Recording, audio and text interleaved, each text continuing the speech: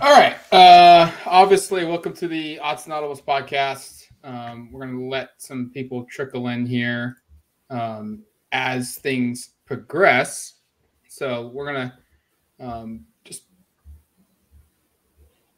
That's weird.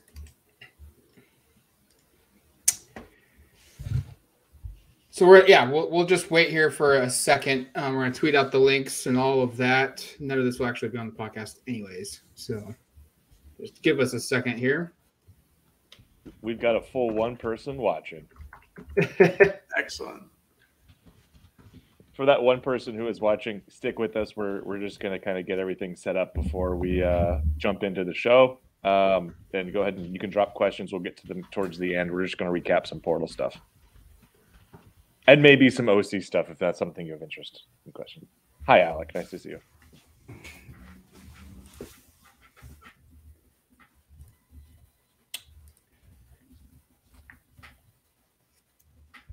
All right. So, welcome to the Odds and Audibles podcast. Matt Prehm, Erik Skopil, Jared Mack. This is my first. This is Erik's and Jared's second podcast of the day. Sometimes that just happens with the news. And today's been one of those days where it's kind of been all over the place with transfer portal starting, the window opening up. We've got the OC reportedly being hired, Will Stein. And then there's been some names that have trickled out throughout the day with the transfer portal. And I think we'll start here. There hasn't really been any earth-shattering transfers beyond Justin Flowe, but we never really said it on the podcast because we didn't want to speculate publicly, and it's unfair for us to claim we knew, and, hey, we didn't tell you. But there had been whispers that Flowe maybe was going to enter the portal, but nonetheless, it's still surprising to a degree. But I don't know the snap counts. He was not playing a lot towards the end of the football season. And I don't think it would have been a surprise if you'd asked us coming off the Oregon State game if this was what would happen based off of just the lack of playing time that he was seeing. He's the biggest name, former 5-star recruit, one of the biggest high-profile players to ever sign at Oregon. Injuries derailed his career at Oregon. And then this season, his ineffectiveness on the field kept him off it. Dante Thornton is maybe the second biggest name. And like we mentioned Sunday night he really wasn't going to play much this season until Chase Cota got hurt. So a relatively quiet day. A lot of these guys were expected, guys that we were prepared for to leave. And so if you're Oregon, maybe we start here, it's been a relatively positive day. You haven't seen starters depart the program. You've seen Gonzo clearly declare and not playing in the bowl game, but no one's with eligibility is saying, hey, we're going to play somewhere else. We're not here for Oregon anymore. I think the biggest surprise has been how few names have joined the group, right? I mean, we enter this day knowing 9. There are currently 10. The latest addition, as Matt said, is Justin Flowe, which, again, I don't think any of us are surprised. And I tweeted out probably a couple hours ago that the 10 players that have left the program that are on scholarship, there are some walk-ons as well. But of those 10 guys, Dante Thornton's the only one to play basically more than 10 snaps per game over the last half of the season. Nobody else played more than 60 snaps total over the last 6 games, other than Thornton, who played about 100, I think it was like 160. Flowe, huge name. Cardwell, big name. Butterfield, a guy people were excited about. Swinson, same thing. A lot of this is more untapped potential, though, than anything else that they did at Oregon. And for Flowe in particular, Matt, you said you didn't know the snap counts. I looked it up right before we jumped in. 178 this season. He played 58 over the last 6, and he played 11 over the last 3. It's a guy that basically had moved on from playing. The divorce, if you will, makes sense. I'm not trying to diminish the upside we thought we had here. Data tells us that. Yeah, but this is a guy who just kind of fell out of favor. didn't play a whole lot early on because of injury. This year, I just kind of think he wasn't the athlete that we thought he'd be. You know, you saw the issues in coverage. He was really bad in coverage. PFF will tell you that. You know, his tackling in space was a problem at times, just a step slow. So I hope for Justin and presumably his brother Jonathan, who, by the way, hasn't entered the portal officially, but you expect will probably follow suit. Kind of disappointed that this is the conclusion for Flowe's career, but you just hope the guy finds another spot where he can revive his career and go from there. But like, just to kind of recap the who they've lost portion of the show, I don't know if we need to run through the whole list. I think regular listeners are pretty aware. But I think we should. Okay, I'll just do it really quickly, I guess. Or do you want to do it, Matt? It's fine either way. I mean, Brandon Buckner, Justin Flowe, Byron Cardwell, Jackson LeDuc, Dante Thornton, Bram Walden, Seven McGee, Jay Butterfield, Terrell Tillman, Braden Swinson, and then Adrian Jackson left the start of the season. And then Aaron Smith is a walk-on that's also included. Malachi Russell is also included. There's been a couple others walk-ons that have also gone. So 11 total since fall camp started, 10 in the last 3 or 4 days. Yeah. So, I mean, there you go. There's your list. You got 10 guys. We'll get into why that number needs to be bigger later on when we kind of get into some of the scholarship math and map out the chart right now. Matt has a chart ready to go that we can kind of look into in a little bit. But I guess, Jared, to you, like, are we sleeping on any of these guys that have left, or is it just kind of fair to say, hey, the 10 players that are going are probably going to play more than they played at Oregon? And aside from Thornton, who we should note his playing time at the end was aided by the fact that there was an injury to Coda, and he'd been kind of out of the rotation. He didn't play at all against Arizona. But like, outside of Thornton, none of these guys were really playing. Yeah, I mean, I think we'll look up probably next season at where these guys eventually lead to. Kind of like Trey Benson, you're like, wow, look at the season that he put up there, and kind of reminisce and say, wow, well, he might have been able to do that at Oregon. And I think mostly that's going to be Dante Thornton's situation. I think that he's going to be the most impactful transfer, but again, gets onto the field only after a Chase Cota injury for a majority of his snaps in the season and the majority of the yards on the season that he had. On paper, these look like poor losses because a lot of them were from the 2021 class. A lot of them were from or were four-star high school or four-star prospects coming out of high school. You know, I could see that, again, like I said, you could look back in a year or two and be like, wow, well, why couldn't they have done that at Oregon? Well, you know, like what was mentioned in the comments section here, a lot of those guys were Mario's people. They're his recruits. Maybe they don't fit what Dan Lanning wants to do or what Will Stein wants to do on offense now that he's presumably going to be the offensive coordinator. I think that this was an interesting day for Oregon, that they only had one guy into the transfer portal. I wouldn't necessarily look at it as like a great thing because they need guys to enter the transfer portal because they have too many people on paper for their team next year. So I think it was, I was very excited for the transfer portal, still am. It was a really good news day, I would say, overall for the transfer portal with the guys going in. For Oregon, it was lackluster. I expected there to be more guys, and I think there still will be because it's just the first day of the portal. We have 44 more days of this to go, and there's still the rest of today for someone to potentially leave. So I think it's going to be. I don't want to put a number on it or anything like that, but I don't think that this is going to be as slow a day in the future as it is today. I think there's going to be more than one guy who just leaves today. It just happened to be Justin Flowe, who's a big-time 5-star recruit. I just think injuries just derailed his career. I think that's what really, really did him in. I think the explosiveness you saw in the Fresno State game in his first full year back or potential full year back, it was just not on display at all this past season. And then he got injured during the season, missed 2 games due to injury. I think he was in a boot at one point as well. You just kind of feel for the guy. I think injuries have really taken away his athleticism. I think he still plays with a lot of passion and heart. And he talked about that a lot in his interviews about how much passion he plays with. But I'll be interested to see where he goes to school next. I'm sure a lot of schools are going to be suitors just because of the name value that he has, the 5-star category that he was in high school. He was the best linebacking prospect in high school out of the class of 2020 above Noah Sewell. Those 2 careers have just gone much differently up until this point. But I would say overall, these are guys who can make an impact at a lesser program. and get some playing time there.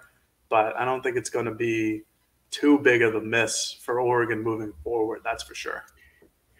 Yeah, I think Justin Flowe could turn into a really good player, but what we saw on the football field this season was a player who the previous 2 years couldn't really practice because of injuries, so development's been slowed down. And then when you remember his high school career at Upland, it was basically, hey, you 10 guys, this is what you're doing schematically. Justin Flowe, just go do whatever you want to do. Go be Justin Flowe. And he didn't have to read and react. He didn't have to understand leverages and all of that at the high school level.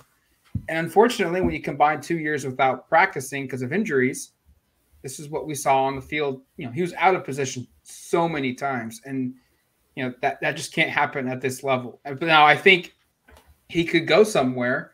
Brendan Crabtree says he thinks he's going to go to Miami. I would probably agree with that. I think you could see in a couple of years with some practice time, going through spring practice a couple times, he turns into the player we all imagined he would be at Oregon, and we get an instance like Jared said, oh, look at Trey Benson. Look what he did at Florida State this season. We could have that same kind of conversation with Justin Flowe at Miami. And we should also note, there could be more players that submitted their names into the portal today that haven't been submitted yet. Schools have 48 hours to do it. They don't have to immediately do it. We don't know how big the stack is. We don't know how long the time process it takes to get all the paperwork done, submit their name into the portal. It could be 2 seconds. It could be 45 minutes. I don't know for how long from an administrative standpoint it takes to enter your name into the portal. So maybe there's another group that we're going to see enter the portal tomorrow. I wouldn't be surprised. Chip, I'm sorry, bud, but yes, Justin Flowe is in the portal. I hate to break the news. I hate to break the news to you. He is in the portal. Where does this leave Oregon now from a scholarship standpoint going into the Alamo Bowl? Or I keep saying the Alamo Bowl in my head. It's the Holiday Bowl. I'm so stuck on last year. Oregon has 73 available scholarships in play right now ahead of the Alamo. I just did it again. The Holiday Bowl. Matt, we're going to San Diego. Hopefully your flight. You should check your flight. Make sure you're going to the right place. I am booked to the right place. I know that for a fact. All right, good. 73 scholarship players. That doesn't account for guys like Popo Amabe, who's hurt. Guys, it could get down to 65, maybe even below that number when we factor in injuries and guys that are, or maybe guys that transfer out. So Oregon currently 73 available scholarships. 13 of those guys are seniors. There's a couple on here that are up in the air. Obviously, Bo Nix. We do know Popo Amabe is trying to get a 6th year of eligibility. Caleb Chapman is listed as a senior on the Go Ducks roster, but he did not walk at senior day. So he's potentially coming back, maybe. It would be really weird if he's moving on from college football and didn't walk in that scenario. And then there's also like a guy like Stephen Jones, who's a junior that did walk. There's also Brandon Dorlus, who faces an NFL decision. There's Noah Sewell that faces an NFL decision. But like Jared said, if Oregon wants to sign the 24 guys that they've got currently committed to this program, and they want to add 4, 5, 6, 7, 8, 9, 10 players via portal, there's going to need to be probably another 7 or 8 guys that hit the portal and leave this program to open up that space. And how they get there, I think, is the interesting aspect of it. We didn't include this in the show notes, live podcasting here, where maybe they could position-wise. We're not going to name names. We don't want to do that. But I think positionally, there's a couple areas that you could look at and say, yeah, there's space here for a transfer. I think receiver is one. I think offensive line is another one. And then I think we might see the DBs get hit by a couple of guys who could be leaving because they're probably going to get recruited over, whether it's a high school guy, a JUCO guy, or a transfer portal guy. Yeah, Matt, and I think it's important to go through that scholarship math so people understand that, okay, you're at 10 and you don't go, hey, cool, they've done it. No, they have more. Jared, did someone just join? Did someone just enter the portal? Yes, Jabril McNeil, no longer an Oregon Duck. Just breaking news for those listening, Jabril McNeil is now entering the transfer portal. Jared, can you get my story published for me while I talk? Sure. Why Okay. not? Thank you, Jared, for doing that. No, and just to kind of peel back layers, I was actually literally just about to say this before Jared broke some portal news with the Jabril McNeil transfer. We have 13 more players. Well, now we have 12 that we've already created stories preparing for them to transfer. And these aren't guys we've necessarily heard for sure, but that just make sense. Like there's a bunch of names. I think those listening probably have a good idea of who those guys are. And the reason we've created so many what we call shell stories is because, as Matt said, they need to shed players. And I know it sounds kind of harsh, but the reality is in today's college football, with the portal, with how many players are recruiting from a prep level, and with a smaller senior class, Oregon badly needs to actually move off players. 11 players transferring out isn't enough. They, as Matt said, probably need to get closer to 18, 17, 18, somewhere in that range to be able to and of course, depends on some of these NFL decisions. Matt laid out who those guys are, but they're going to need more players to leave. It would be a positive for the program for more players to leave so that they can go out and sign all these players in this highly regarded 23 class, but then also continue to add players to that class, but add players from the portal. So, the positions that Matt ran through, I guess just to continue that conversation, that makes sense. We've done a little bit of this before, but I think there are wide receivers currently on the team who either aren't playing or don't figure to play next year. I think you kind of look through the roster and go, several of those guys are out there. There's the same thing on the offensive line with a couple of players. I don't know if you trim the fat too much there, but there's probably a player or two there that makes sense to move on from. Edge position and middle linebacker positions, I think you've kind of already seen a lot of that fat trimmed, if you will. 5 of the 11 players are coming from edge or inside linebacker, I believe, right now. So I'm not sure how much more room there is to cut, but there's probably a couple of players that would make some sense. And as Matt said, I think the big subtractions will come at corner and safety. And because of the nature of a couple of these players' roles on this year's team, I wouldn't be surprised if those players stick around through the bowl and enter, at the back end of the 45-day window. Because there are players who are currently starting on this team who have additional eligibility who can decide, like 3 guys off the top of my head. Again, not trying to point out who's going to leave or not, but like Steve Stevens has a decision to make. Brian Addison has a decision to make. Jamal Hill has a decision to make. These are all guys who have 1 more year of eligibility left, but have been in college because of the COVID year, either 4 going on 5 years or 5 going on 6 years. And I'll be honest, based upon what we saw this year, Addison's probably the only player who you would love to have back. I think the other 2 started and had good moments, but in totality, you're probably going to be better off finding replacement players. And that sounds kind of cutthroat, but that's also, unfortunately, that's where we are in college football now. And I think that's part. And I think that's what Dan was getting at on Sunday night when he was like, "Is this really where we wanted to be?" Because with the portal and all the movement, it does force both sides to be cutthroat, right? You've got to have. I mean, I hate to say it, but there's going to be players. And I use the term "trim the fat." That's probably a bad expression in term, but the reality is there are going to be players that you have to move on from that actually ends because you want to get better as a program, and they're in that spot. So currently 11 out. Breaking news with Jabril McNeil, but I do think this number gets closer to 20, and I think that's going to be for the best because you want to see Oregon be pretty darn aggressive in the portal this year. And I don't know if we want to transition now to some of the names that have entered that are interesting or kind of where Jared wants to go next. So kind of send it to him and let him decide. But I think from a numbers perspective, as Matt established, and I kind of tried to build off of, they need more players to enter the portal. That's a necessity if they're going to sign the 24-player class there and continue to add. I mean, it's unfortunate that that's how college football is, where the head coach has to go tell guys like, look, we wouldn't mind if you left, and just say like, hey, we're planning on recruiting guys out of the portal or just out of high school that are going to probably fill your position and outplay you in the fall and the spring. But you saw it yesterday with the viral video that went around of Deion Sanders like gathering the team together and telling them, "Hey guys, I have baggage coming, and it's Louis," referencing like Louis Vuitton baggage from Jackson State that he's going to bring.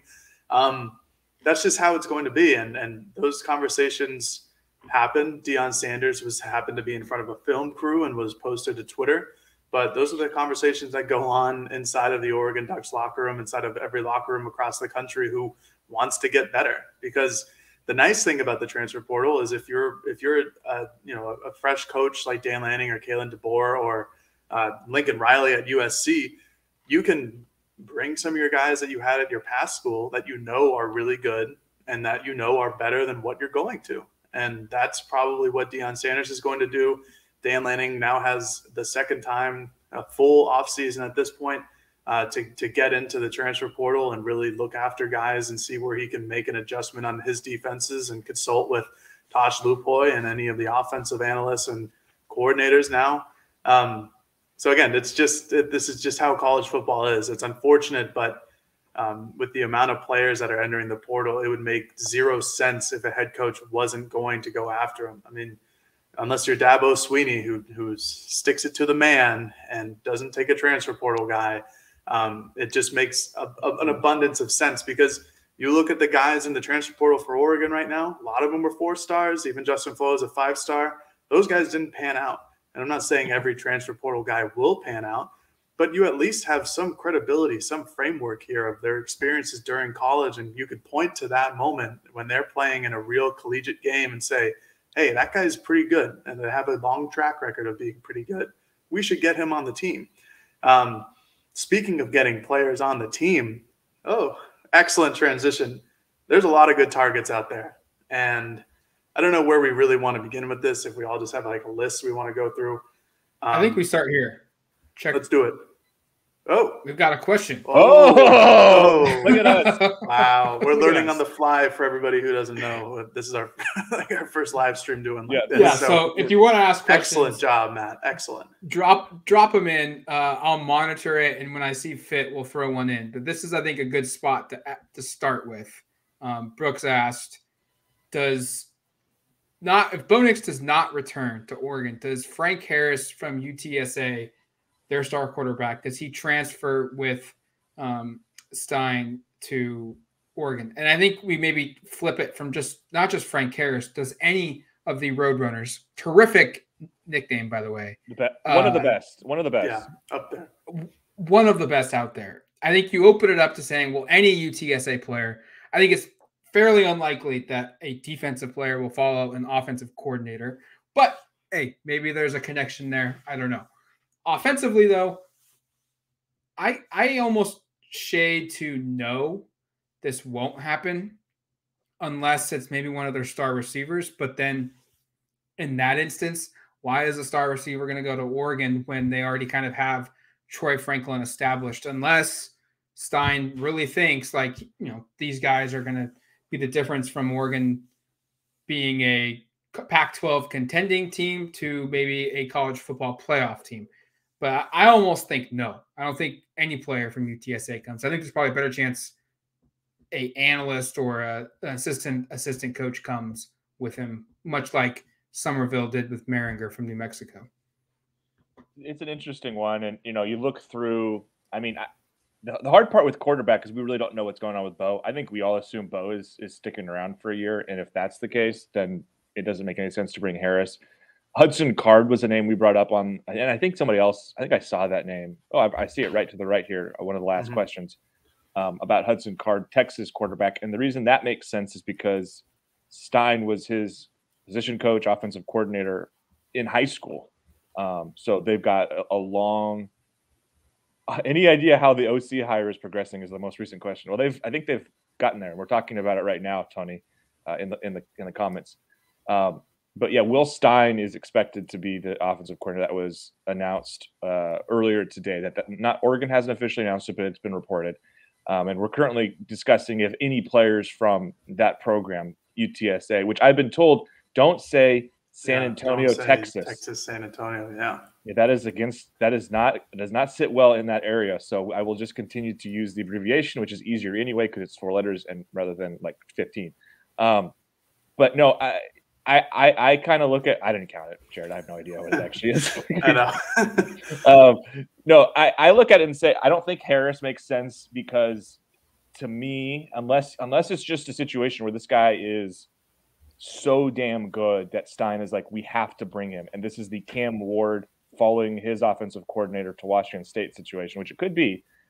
But I kind of think they've got it set up at quarterback where it's either Bo or it's Hudson Card makes a lot of sense, or it's Ty Thompson / Dante Moore / somebody in that age makes more sense next year than Harris. And then if you look at the receivers here, again, this damn COVID thing makes it so tough, but their top guys are all seniors. So I have no idea if Zachary Franklin or Joshua Cephas, if anybody in the comments knows, you can let me know if those guys have an extra COVID year or not. Those guys both had about 1,000 yards receiving at UTSA this last year. They are seniors. Their third leading receiver, DeCorian Clark, had about 750 yards receiving, also listed as a senior. So it's possible one of those 3 guys is eligible to make the move, but it's also possible because we're kind of just on the fly that those people are out of eligibility from a year's perspective because all 3 are listed as a senior. So I'm kind of going to hedge with Matt and say probably not. Yeah, I would agree. Just probably not. That it just depends how really good those guys are. And I made a reference earlier to Arizona's wide receiver whose name still escapes me, even though Erik told me it earlier, who came from UTEP. Jacob Cowing. That's a guy who was a dude and had some of the best schools going after him in the transfer portal last season, ends up at Arizona. I'd like to transition this question if the Bo Nix doesn't return, is it Hudson Card? Is it somebody else? Because if this hypothetical situation happens where Nix doesn't return, Oregon is going to have a lot of picks here at a potential transfer quarterback. A lot. Just a few names. Devin Leary, who was excellent at North Carolina State before having I think it was a shoulder injury that he had. Clemson quarterback DJ Uiagalelei, as we know, has entered the transfer portal. He's a big name guy, big name profile, was decent at Clemson. I'll give him the benefit of the doubt there. And then obviously you have Hudson Card, but you also have Spencer Sanders, who transferred from Oklahoma State. And I think he has 1 year of eligibility. It would be a very similar situation potentially for Nix if Nix opts to not use his other year of eligibility. I think for Oregon, we could take this a couple of ways, but if Nix isn't to return, there's a lot of good names out there that could potentially fill in. I wouldn't mind seeing DJ Uiagalelei. I have always been a supporter of his. I think he was mismanaged at Clemson. Their offensive line has not been good. And I'm not saying Oregon's offensive line is going to be great next year, but they have a lot of guys returning who have showed in moments during games where they are actually pretty darn good. It would also help him going to the West Coast. It's where he's from. He's a Southern California kid. I know Oregon is in Southern California, but I think a lot of the Pac-12 schools should be after him, especially those needing a quarterback. I think what Will Stein does as an offense could be pretty useful to DJ in terms of quick hitting guys, quarterback runs, a hard physical running back type mentality of a run game. I think he could fit in pretty well. But I would also really like to see Devin Leary, the North Carolina State quarterback, because he was outstanding this season before his injury. But there will be no shortage of good quarterbacks in the transfer portal if Bo Nix does not return for his last year of eligibility. Yeah, Bo Nix needs to be the number 1 recruit that Dan Lanning, Will Stein, and the rest of the Oregon coaching staff focuses on right now. Because if you can get Bo Nix back at Oregon, even if it's just for 1 year, that allows Dante Moore. And there was a question about Dante Moore, if he's still firm. Yes, he's still firm. Dan was there, and then Scott asks, could he start? I think yes, that would be a possibility for Oregon, but and this is no knock on Dante, starting a true freshman, I think, limits the ceiling that your team has from a potential standpoint. And at least on paper, you can see a pathway to Oregon kind of reloading here and competing for a Pac-12 championship and going into the month of November, where if things go right, it's a much easier schedule non-conference wise in 2023. You put yourself in position for in November where you're a player in that college football playoff chase. Not saying you're going to be a favorite or anything of that nature, but you just want to go into November knowing you have a chance.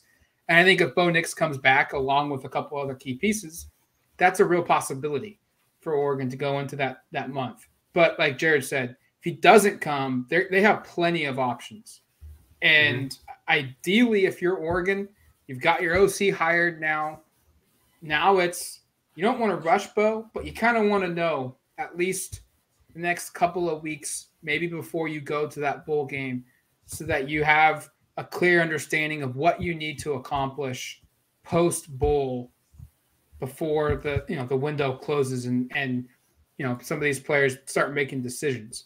One player I think that Oregon definitively needs to jump in on, because there's a path for playing time. There's a big need here.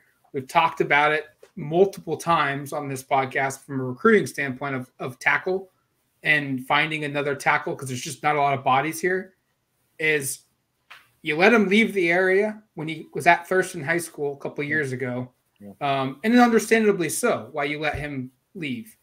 He's turned into a all-league Mountain West left tackle at Nevada. Justin Strack, his dad played at Oregon. He was a 3-star prospect, just landed an Oregon State, a Washington State.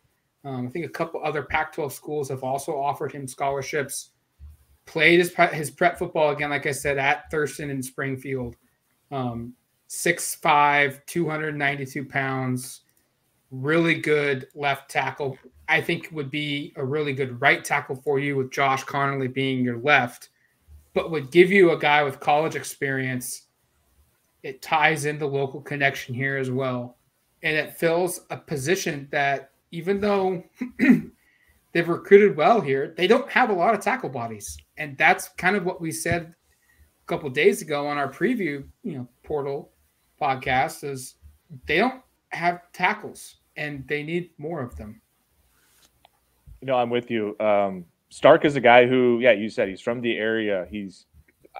I'm pretty sure grew up a Duck fan. As you said, his dad was a player here. And I would imagine it's somebody Oregon is certainly aware of. He entered the portal, by the way, and Brendan Huffman had a story. Like, he had more offers in 15 minutes of entering the portal than he did as a prep player. Like, he's a guy who, and these are the reasons why the portal is great.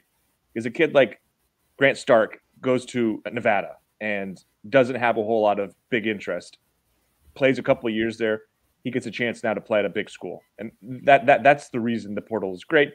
There's reasons the portal isn't great, but this is one of those potential feel-good stories where he could come back and finish his career at a place like Oregon, maybe go to Oregon State, somewhere else in the Northwest, kind of closer to home. In general, though, Matt, I'm in agreement. They need more tackle bodies. I think offensive tackle is a huge priority this cycle. It has to be. Kind of tying in the question about, is it feasible for Dante Moore to start as a quarterback as a true freshman, would be the same response I would have to somebody who might, nobody has done this, I don't think, but who might suggest, if they were to get, why am I blanking on the name of the right tackle or the offensive tackle from the state of Iowa who visited for the Washington. If they were to get Caden Proctor, hypothetically, you would say, well, he should start day one. He's a number one offensive line recruit in the country. And while that very much may be the case, just like it's very much the case that someone of Dante Moore's capability could start day one at Oregon, you've already seen how many times a kid has come in with a 5-star designation, taken longer, or just never panned out. And I think with the portal, what it offers you is more certainty with these positions. How many people last year around the same time were saying they didn't want Bo Nix here because it was going to get in the way of Ty Thompson's development? And now look where we are now, where a lot of the same people think Ty Thompson stinks. I'm frankly not one of those people. I still want to give Ty the benefit of the doubt. I'm not sure if it'll ever happen at Oregon. I'm probably guessing based upon what we've heard, some of the Bo Nix stuff and with Dante. and maybe going after another player in the portal, that it won't be a Ty Thompson, won't ever have his success at Oregon. But you just don't know with these 5-star kids. So to the more question, and then to kind of fill in a little bit of the offensive line thing, I think it's worthwhile of going and trying to find experienced players to challenge the young guys across the board. And I certainly think that's the case at quarterback and offensive line. Matt, would you like to read the question you put on the screen? Yeah, Robert says wide receiver, offensive tackle, everything on defense. Everything. I think that makes a lot of sense. I love the idea, and I also think Erik with his punter. Not our Erik. Not our Erik, but Erik with a C. Erik with the C says punter big time. Yes. Punter big time. And look, Robert also thought punter as well. I think special teams is important. But yeah, you need talent at receiver. You need talent at offensive line. Maybe if Nix leaves, definitely if Nix leaves, you go hit the portal for another quarterback. But welcome to the show, Erik. Thank you, Erik. Appreciate you. And then defensively, there's some names.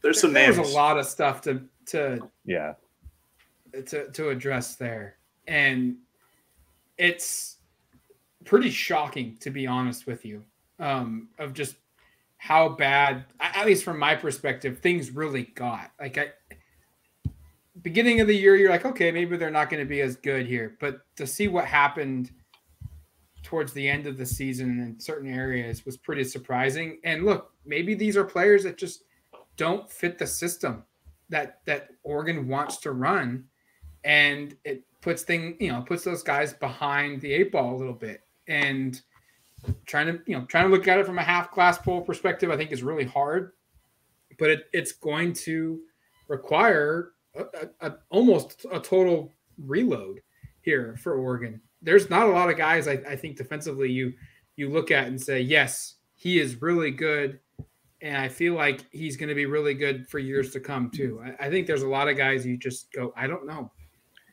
Mm-hmm. I'm in total agreement, and I'm not sure if we've gone over this on the podcast or if we just talked about it off. It's just that I looked at the Pro Football Focus position grades throughout the conference on defense. I did an offense as well, but just of like where Oregon starters stack up among conference players, and it was pretty staggering. Like very few guys were top 5 or 6 at their position groups. You looked at the defensive line, and you had Casey Rogers and Jordan Riley. Those guys are both very much middle of the conference in terms of interior defensive lineman starters. Brandon Dorlus was, I think, 6th among kind of defensive end edge rushers. DJ Johnson, middle to back half at his position. Jeffrey Bossa, 24th out of 25 starting inside linebackers, considered basically the worst in the conference at that spot. And that's a guy who does have eligibility back. Noah Sewell was like 6th, so they think he's pretty good. He might come back. He might not, right? We don't know. Same thing with Dorlus. So far we've got 2 of your top guys might come back, might not. At corner, people are going to be surprised by some of this, but Christian Gonzalez, very highly regarded. We know he's gone. Triquez Bridges actually was 6th amongst all starting corners in the conference, which, again, will surprise some folks. I'm still not super sold. His best position is corner.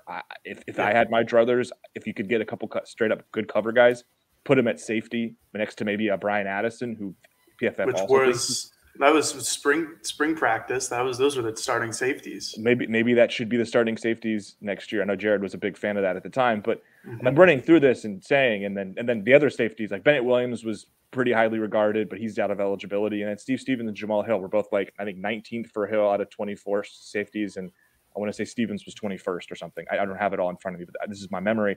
Basically was saying like you had Dorlus, you had Sewell, you had Christian Gonzalez, you had Triquez Bridges, and you had Bennett Williams. That's five of your 11 starters were top 90 percentile in the conference, basically.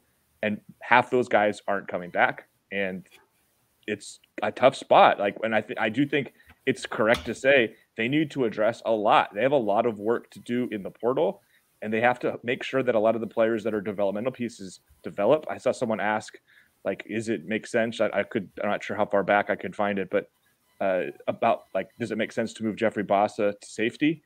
Maybe he's best off at nickel. Like maybe that's where you put the guy, but I don't know if he's good enough going to hold up in a coverage perspective there either. He might be almost like a weird tweener, which is why I think he made sense as somebody in the box, but he can't play there because he's terrible in run defense. Again, like his PFF grade was like the color that it indicates he's not good, which is bright red. Like as the colors schemes go, dark green is like you're really good, and then all the way down to bright red. Blue is like you're really good. Blue. I haven't even – Oregon has so few really good players. I haven't seen enough blues. But, like, you go all the way down. So, I don't know. There are, I think, very few players who are certainly returning who you feel great about on defense. It's a potential – it's not a potential. It is a big concern. And you saw it bite them at the end of the year where they get demolished by a pass-heavy offense and then demolished by a run-only offense in the matter of 3 games. It is – going to be a complete rehaul. And luckily for Oregon, there are some really damn good names in the transfer portal. Fentrell Cypress is a cornerback out of Virginia. 24/7 has him as the best, quote unquote, best transfer portal guy right now. He's a dude. And then you have Tony Grimes, a cornerback out of UNC, who was a former 5-star recruit, reclassified to the class of 2020, still has a couple more years of eligibility remaining. I mean, those would be the big guys. The Alabama cornerback, whose name is escaping me, that Oregon offered as well earlier this week. He's a guy that Oregon could go after and should go after. Matt, you had it, right? Kyrie Jackson. Kyrie Jackson is another guy. My biggest get, or the potential biggest get that I think Oregon could do, is getting Mason Cobb, who's an Oklahoma State linebacker. He's been mentioned in the chat a couple of times. I think he has 1 or 2 years remaining in eligibility. But he's got 2 years remaining of eligibility. He's damn good. He's a very good linebacker. He's been very productive at Oklahoma State. Despite playing in the Big 12, Oklahoma State's defense has been one of the better sides of the ball in the last 2 years, especially in the 2020 and the COVID shortened season, which, whatever, it's the COVID season. But there's got to be a addressed positional need at linebacker. Dan Lanning, and that's his specialty, coaching linebackers and outside linebackers. That's the one that they need to hit the hardest, I think. That cornerback, getting a few defensive linemen in there. Losing Jordan Riley kind of hurts because I thought that he was a pretty darn good run stuffer. Just a big body, probably one of the biggest people on the team by far. They need to get somebody like that again in the transfer portal. You can't rely on potential development of Sir Mells or Ben Roberts, who – I don't know if Sir Mel's got a lot of game time, but Ben Roberts was out there with the third-team defense when games were in blowout situations. You can go and get these types of players. Tunmisi Adelaide, who's a former 5-star at Texas A&M, he hit the transfer portal early. He's a guy that I think that Oregon should go after. Just that's more of a projection-based one because he's a true freshman last season or this past season. You get him for a couple more years. Maybe he develops into that 5-star status. There just needs to be a complete overhaul of the defense, like both Matt and Erik said.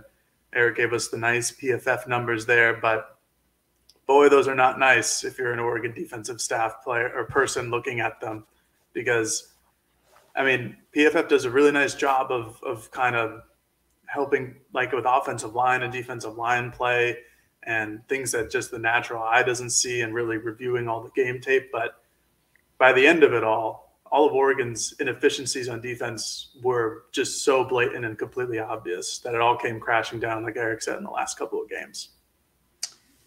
We're going to answer one question from Ryan, and then we're going to take a break, and we'll then field more questions from those in the chat. By the way, we have over 200 people. That's pretty great. In this live stream, which is absolutely tremendous. So if you are watching live, share it on social media right now, and also make sure to like us. It helps us in 2 ways. 1, by sharing it on social media yourself. It spreads the show. 2, by liking it, it helps the algorithm on YouTube, which is always a good thing. And then those are 2 things that are free that you can do to help the show. So drop your questions into the chat. We'll get to those after the break, but we're going to answer Ryan's here. Any other names with past ties to Oregon that jump out as portal targets? I don't have past ties to Oregon. beyond just, hey, they are in the same conference as Oregon, because there are players that have come out of the Pac-12 into the portal that I think make a lot of sense for Oregon. We touched on a couple of these in the Friday show, I believe it was, where we kind of previewed the portal. But since then, there's been new names.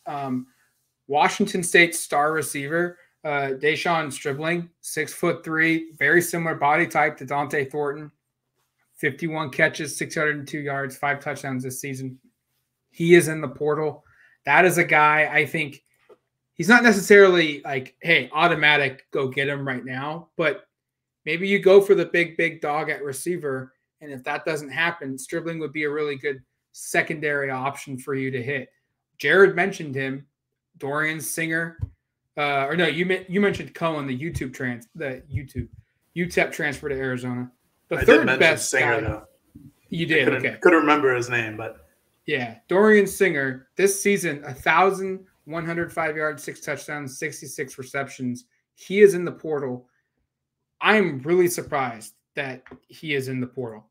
I don't know why. Very productive player, but this is what happens, and this is why at the beginning of the show, we were like, hey, it's kind of been a good, from a big name perspective, it's been a good thing for Oregon, because this is what happens. Alabama's lost like 3 starting offensive linemen today, which is just wild to think about. But Dorian Singer is a big play receiver, a guy that's put up big numbers out of Arizona. I think you have to go and get this guy. You have to try.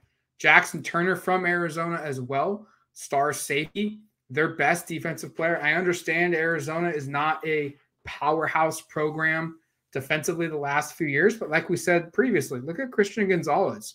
You can go to bad teams and find good players, and that would be a player that could help fill a need for Oregon next season defensively. And then go look at Stanford's transfer portal additions on 24/7 Sports. I mean, there's a lot of guys here that could help Oregon on defense. I understand Stanford was not very good, but individually they've got some guys that could really help you. You know, their star linebacker, their team captain, Levani Dumani, Arenas DiComoso is another linebacker that played and was pretty productive. He will have a lot of options. They've got a couple edge guys that make a lot of sense. Stephen Herron Jr. is one of them. They are going to have some players that are productive players that have started multiple seasons into the portal because of David Shaw's transfer that you have to consider.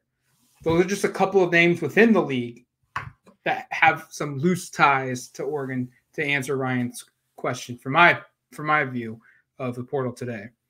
No, I think those are really good names, Matt. I don't have a lot more with Oregon ties. I was just looking through decommitments from the last few cycles. I think the only one I found in the last 3, and maybe I'm missing somebody, you guys can, if the chat knows.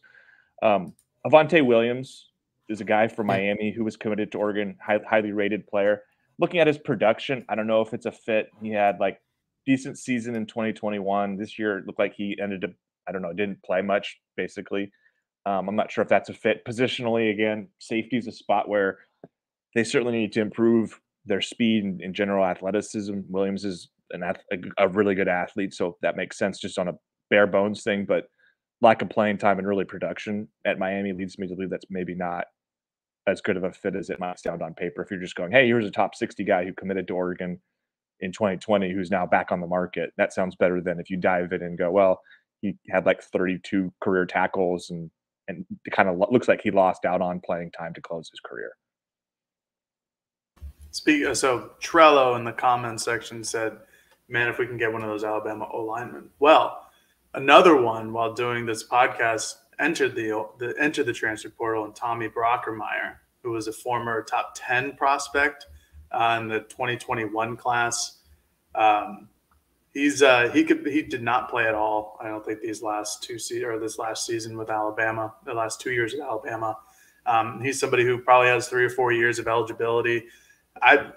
Give him a call at the very least. I know he doesn't have any Oregon ties, and that doesn't answer the original question, but there's going to be plenty of options here, and they keep coming every time. Now, I think we've not broken, but we think we've mentioned 2 guys who have entered the transfer portal during this podcast. Jabril McNeil from Oregon, and then Brockermeyer. But I think I've been on record in saying that offensive line depth is always really good. That could be another guy. The Rhode Island player as well. I can't remember any of these guys' name right now. A Johnny Cornelius. A Johnny Cornelius, a great name. I need to remember that. That's a good one. He's another guy who's gotten a ton of offers. I think there's a story up on our website on duckterritory.com and at least on 24/7 Sports about he's gotten 15 to 20 offers in the first couple of days of him entering the transfer portal. Offensive line depth, I mean, we broke it down a couple of the positions, and I'm sure we'll answer more of those type of questions coming after the break. All right, welcome back to the Austin Audibles podcast. Looking through the chat here, Eric asks, Bennett Williams out of eligibility too, right? Yes, that is correct. That's why I think safety is a priority for Oregon. Mike asked, are these guys that Oregon needs to go for the portal? Yeah, hi guys, realize these players you're saying Oregon gets will be on everyone's other quality programs radar too. Yes, that is going to be the case. You're gonna have to fight off other schools in your conference nationally. That's why, like it or not, NI collectives are going to be important. Some of these guys are making decisions because they want to win football games. Some of these guys are making decisions because they like to get paid. Some of these guys are making their decisions based off both of those. They want to get paid and they want to win big football games. There's certainly a lot of areas Oregon could go with. And I actually appreciate the fact that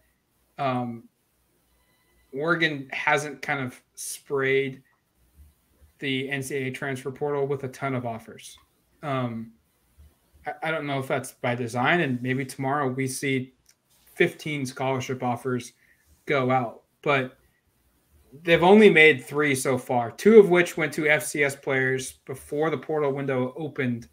And that was because FCS players could go in before the window opened up for FBS players. FCS, if you're unfamiliar, that's like a Portland State, a Sacramento State, Duquesne, Austin P type of a school. Where they go now, they've offered 1 today as of 5:22 p.m. Pacific time Monday, and that was Kyrie Jackson, who they offered a scholarship very early in the morning. Now, Ryan's got the question. It's a great question. Go ahead. I was just reading the question, was saying we should answer this. It's a really good question. You can read it. Yeah. Although it is a 45-day window, how quickly do you all expect things to start moving with these offers? Feels like a fine line to get the right guy, but move quickly, and that's from Ryan Hodges. I think that's probably where a lot of these coaches, Oregon and across the country, are going to make their money and show who are worth it and who's maybe not in a good position for that coaching role, because this is a delicate hand you play. I mean, you could see a player and go, like, flip the script here. Deion Sanders went to Colorado, and then like the very next day, Louisville is now open. I would much rather be at Louisville than I would at Colorado. Like, feels very, but nonetheless, if you're Oregon, like, do you go all in on a Kyrie Jackson? Maybe that's why they've been slow with these offers, because they know guys aren't probably going to make decisions the next 2 or 3 days unless they already predetermined where they're going.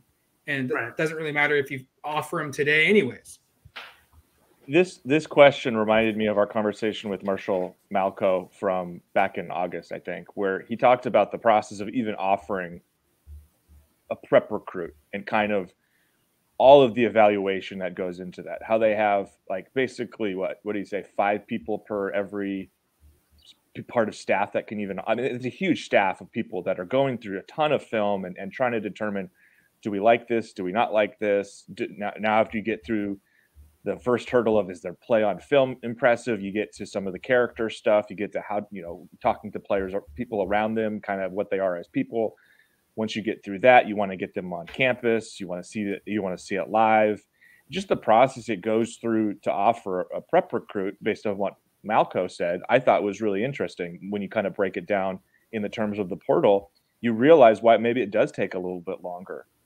Because I know that there are probably technically not too many more players in the portal than there would be that you would want to evaluate in a high school recruiting class, because there's a ton of players to look through and thousands of kids end up at major D1 programs. But the process of going through it like this, as it's all coming out of who's actually in the portal, who's not in the portal, the uncertainty of, okay, do we want to start evaluating guys who aren't in the portal? I imagine this takes a long time to go through. And as Malco said, there are the blue chip guys who anybody, I think he said, even my wife could look at and go, that guy's an Oregon caliber player. I'm sure that's the way it was with the 3 people they've offered already, right? I'm sure they went ahead and looked at Dre McKay, the receiver from Austin Peay, and said, guy's a gamer. No, everybody's going to want him. We're comfortable offering. I'm sure they did the same thing with Cornelius, the offensive lineman out of Rhode Island, and then the Alabama corner, Kyrie Jackson. These are just no-brain offers. I think the process of continuing to make these offers, and we also have to note, I'm not sure that all the offers haven't been announced. Like, I'm sure there are players that have already had long discussions with Oregon, maybe have already kind of discussed an offer. Maybe an offer has already been made that just haven't announced it. But regardless, like, I think this is going to take a little bit of longer time. And to Ryan's point, there's a value of having due diligence of going through these offers. We know they do it from a prep perspective. We know they go through a lot of hoops before they extend offers, bring kids out for visits, all that stuff. I guarantee you it's a similar process, maybe not an identical one, from a college perspective. And it also may be aided, by the way, I'm sorry to keep going here. I'll let someone else speak in a second, but some of the ease of which you make an offer might be the result of having a prior relationship with this person, or having at least recruited this person before, and that crosses off some of the hurdles. I guess you cross those hurdles in different ways than going through the meticulous process it sounds like they go through. That's what happened with McCray. Yeah. That's what happened with McCray and Carlos Lockman. Right. Yeah. To Ryan's question, like how fine of a line it is, it's really fine, just because you go through, you get the initial guys coming into the transfer portal and you see a lot of the big names. It's like, oh, I want to get this guy and that guy. Let's go talk to him. Well, down the line, there could be much better players who do enter the transfer portal. And, that kind of gets you kind of get caught with your pants down, because it's like, well, we got these 2 guys who play that position, but they're not as good as this other player. Maybe we would have had an opportunity to sign that guy or get an offer out to him, and he would have, potentially come to this program. I think it's a really fine line. And I think that, like, to Erik's point and the Marshall Malco discussion, I think Oregon's going to take some time to truly evaluate and understand if there's a need for this guy on the team, if he's a good enough player to play for a Dan Lanning and Tosh Lupoy-led defense. But I think that they're going to move pretty quickly in this, because they kind of have to. This goes back to one of our original points in the podcast of, it's almost signing day. There's only so many weeks until that happens, and they need to get guys underneath the scholarship limit, and they need to get, they need to know how many guys they're bringing on after the early signing day period, so that they can either go out and recruit in the high school prep market, or continue to monitor the transfer portal market. So I think it'll be, it's really hard to say if it's going to be like an immediate reaction to what Oregon does in the transfer portal, but it's certainly a fine line. And I'm interested to see how Oregon handles it this year, instead of basically kind of scrambling more or less to pull it all together in Dan's first year at the helm.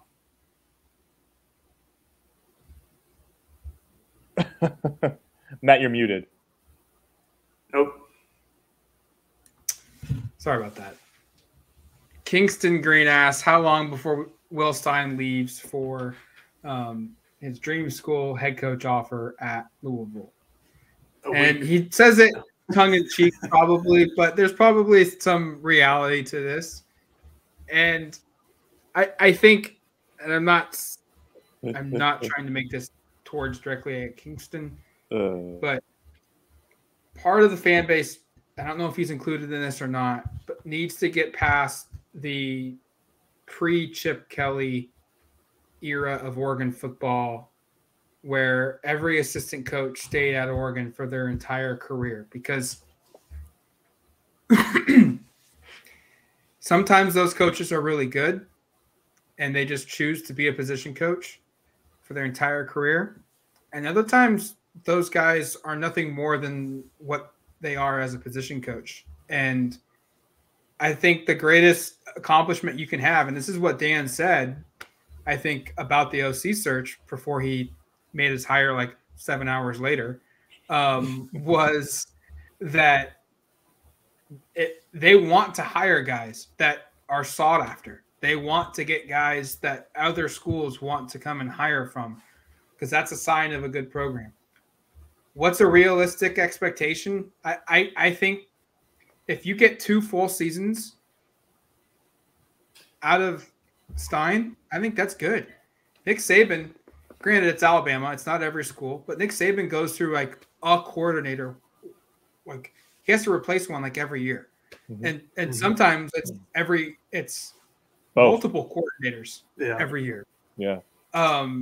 You want your coaches to know that, just like recruiting, if I go and good players go to Alabama or Georgia because they know if they go and they perform well, they're going to get to the NFL. Just like that, coaches know, hey, if I can go to this school, we perform well, I'm going to become a head coach.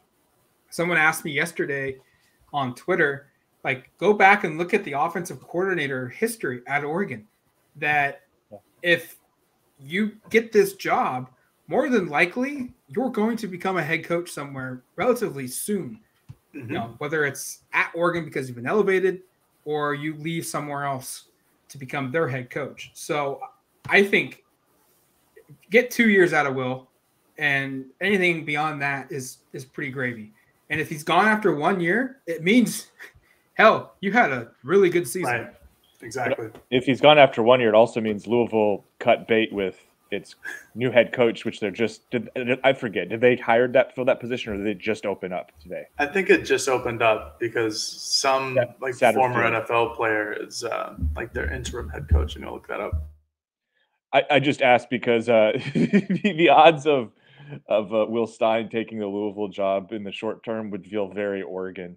I think that's the point of Kingston's comment. I'm pretty sure it's just like, of course, Oregon brings in the last 3 major coaches that have left have all gone to quote unquote their dream school, which happens to open up just randomly right at the right time. So, and for those unfamiliar, Will Stein played at Louisville, got his GA start at Louisville in terms of coaching. So that is a school to be aware of for him. Probably in general, just schools in the Southeast, Southwest.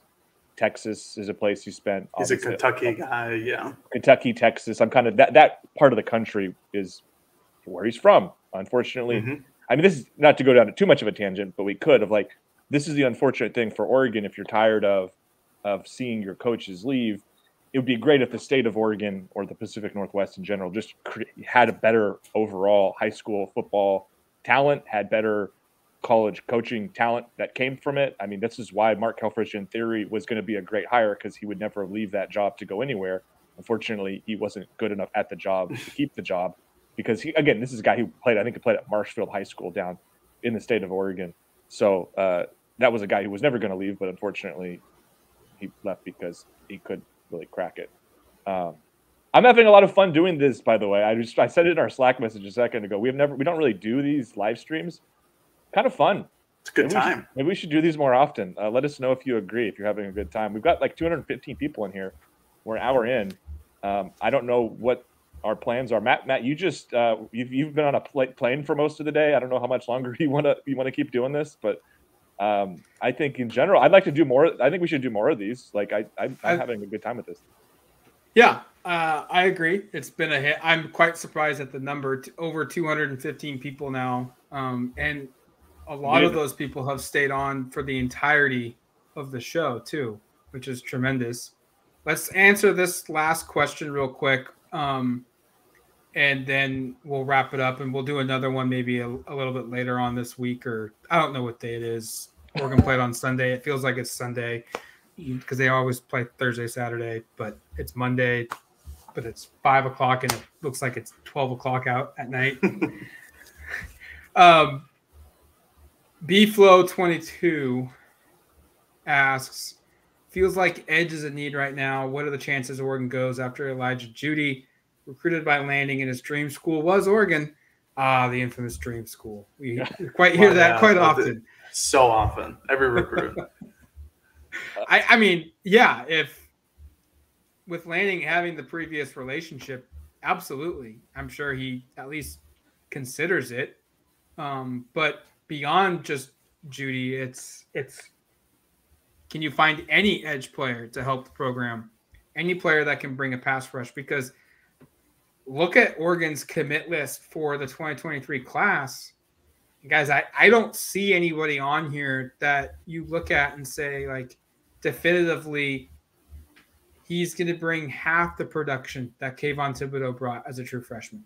And I understand Kayvon Thibodeau was the number one recruit in the country, but, like, that's kind of what your baseline idea is here is, can you find someone that's a true freshman that's going to give you 4 sacks and 7 tackles for loss over a 14-game season as a true freshman? I don't know if Oregon has that guy on its roster right now. They've got a lot of guys that could turn into good players in a year or two of development, but as true freshmen right away, that's a very tall ask. Edge is numero uno for me in terms of positions to address. Like, you look at where they're at right now with the most recent players entering the portal. I don't know what Mace Funa is going to do. He could come back and be the starting and so, basically full-time starter. He basically split the duty with DJ, and those guys were on the field together a little bit, but primarily it was one or the other. Does Mace come back? If he comes back, at least you have a starting caliber player. I'm not going to say he's an awesome player. I think Funa, based on PFF, was a little bit above average, but not significantly better than that. And then other than that, you literally have 3 true freshmen, or I guess 3 players that will be freshmen in class. Jaden Navarrete is a third-year freshman, I think. Anthony Jones and Amarian Winston are also true freshmen who signed in the 22 class.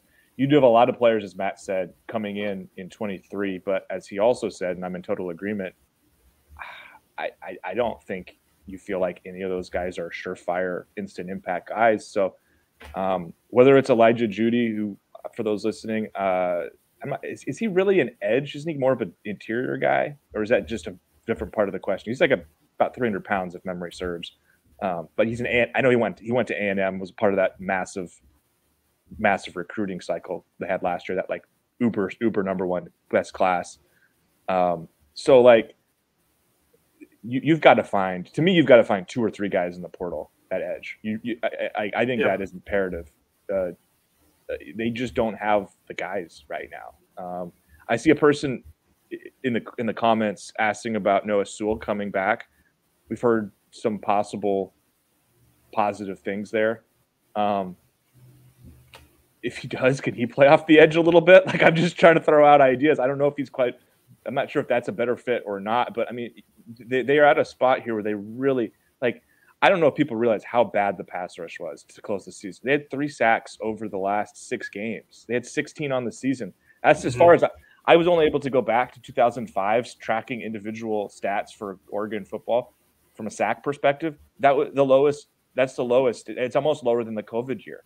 They just couldn't get after the quarterback, and then you're going to lose potentially your two best pass rushers in Dorless and in Johnson, and then maybe Mace Funa. So that's like your top 3 guys. I mean, like, it could get really dire. They have to really restructure this edge stuff. Sorry not to get too much on a tangent here, but I'm in total agreement with B-Flow. Edge is number 1. Punter's probably number 2, just because you have to be able to punt the damn football. That'd be nice. But yeah, that's kind of all I have to say on the edge stuff. For Judy, I mean, yeah, he was a highly touted freshman or a highly touted recruit. He only played in 2 games last year. Like, Oregon needs solidified, bona fide studs to come in on their edge and help them out with their defensive line for all the reasons that Erik just went through. They just weren't good. They need somebody more than what could be a potential. Because again, it goes back to one of my original points in the transfer portal discussion. A lot of guys that Oregon has in the transfer portal are those could be, but the potential guys, the high 4 stars, they need dudes who can get after the quarterback and get after the quarterback on a day-to-day or game-to-game basis. And whether that's Judy, whether they say they grab him from the transfer portal and he turns out, yes, production over potential from Colton Easy. Thank you. Whether they grab Judy and he actually has production is will yet to be seen. But I think that I don't know where he is in their list, but he wouldn't be that high. I'd be going after somebody who has real production on paper and has established themselves as a legitimate defensive end prospect. I want to go back through the comments section here. Sean Long asked a question where it's like, technically Louisville is open now. Are we sure Stein won't take it? Erik, this is at 5:32 p.m. if you want to put it on the board. I can find it here. Are we sure Stein won't take it? No. Am I sure? Probably, just because Stein is 1 year offensive coordinator at UTSA. He's about to become. There we go. Thank you, Matt. I couldn't find it. I was scrolling like an idiot.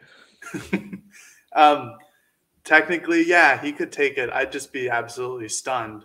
Louisville, I'd be surprised if they took that big of a shot on Stein. They lost their head coach to Robert Wiley. Says Jeff Brom might take the job. Cincinnati. He played quarterback at Louisville. Jeff Brom did. Yeah. Cincinnati poached their head coach, or Louisville's head coach, so they need somebody there. For those unfamiliar, but Stein is a 1 year offensive coordinator at UTSA who's just getting his first real position or his Power 5 job as an offensive coordinator at Oregon. I mean, at least according to reports. If he does well at Oregon, yeah, I'm sure that Louisville would take a look at him, but they're going to have to hire someone in the meantime.